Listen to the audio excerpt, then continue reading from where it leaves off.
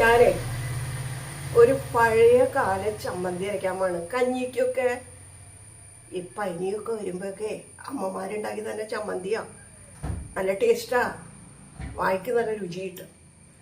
അപ്പം ഇതെങ്ങനെ ഉണ്ടാക്കണേന്ന് ഞാൻ കാണിച്ചു തരാം. കഴുകി തുടച്ചെടുത്ത കല്ലാണ് കേട്ടോ. അതിൽ ഉള്ളി ചതയ്ക്കാൻ പോണം മുമ്പ് കാന്താരിമുളക് കൂട്ടിയിട്ടാണ്. പക്ഷേ എങ്ങാൻ കണ്ണി തെറിച്ചാലോ പിടിയുന്നു. അപ്പൊ ഉള്ളി അങ്ങോട്ട് ചതച്ച് തീർന്നിട്ട്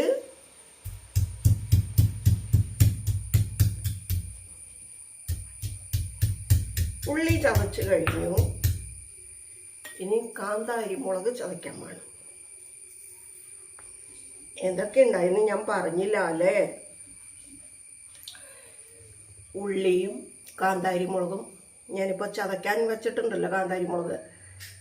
പിന്നെ ഒരു പൊട്ടോളം പുളി വേണമെന്ന് നിർബന്ധമില്ല. പുളി ഇഷ്ടമില്ലാത്തവർ പുളി ചേർക്കണമെന്നില്ല. പിന്നെ ഒരു കല്ലുപ്പോ മറ്റേ ഉപ്പ് എടുക്കാം. ഒരു കല്ലുപ്പേ ഞാൻ എടുത്തിട്ടുള്ളൂ, അത് ഇതിലേക്ക് ഇടട്ടേട്ടോ. പിന്നെ ഞാൻ വെളിച്ചെണ്ണയാണ് എടുത്തു വച്ചിരിക്കുന്നത്. അത് നിർബന്ധമാണ് ഇതിന് രുചി കൂട്ടാനും അതുപോലെ തന്നെ എരിവിനെ കുറയ്ക്കാനും. ആ ഒരു കുത്തില്ലേ അതൊന്ന് കുറയ്ക്കാനും. അങ്ങോട്ട് നോക്കിയിട്ടിരുന്ന് ചതയ്ക്കണ കണ്ണി തെറിച്ചാലോ പേടി. അത് വലിയ കണ്ണല്ലേ.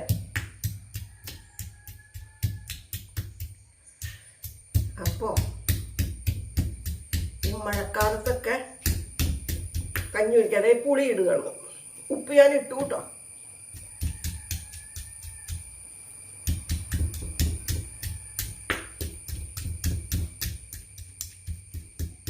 പുരികപ്പുറത്ത് തെറിച്ചു കഴിഞ്ഞു. അതിനെ പുരികപ്പുറത്തുള്ളൂ. കാന്താരിമുളകായതുകൊണ്ട് സൂക്ഷിക്കണം, എരിവ് കൂടും. ഇനി ഞാൻ വെളിച്ചെണ്ണ ഒഴിക്കട്ടെ. ഒരു കുറച്ച് മതി, അതൊക്കെ ഓരോരുത്തരുടെ ഇഷ്ടമാണ്. ഇനി ഒന്ന് തൊട്ട് നാവിൽ വെച്ചോട്ടെ. നിങ്ങൾ ഇടയ്ക്കൊക്കെ ഇതൊക്കെ ഒന്ന് ഉണ്ടാക്കി കഴിക്കുക. എത്ര കറി ഉണ്ടെങ്കിലും ചമ്മന്തി എന്ന് പറയുന്നത് ചമ്മന്തിയാണ്.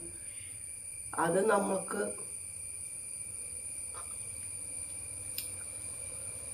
നല്ല ടേസ്റ്റാണ്. അപ്പം എല്ലാവരും ഉണ്ടാക്കി കഴിക്കൂലോ അല്ലേ. ഓരോ ദിവസവും ഓരോ ചമ്മന്തിയും ഞാൻ ഉണ്ടാക്കിയിടുന്നുണ്ട്. ഞങ്ങളുടെ പഴയ കാലങ്ങളിൽ ഞങ്ങൾ കഴിച്ചിരിക്കുന്നത്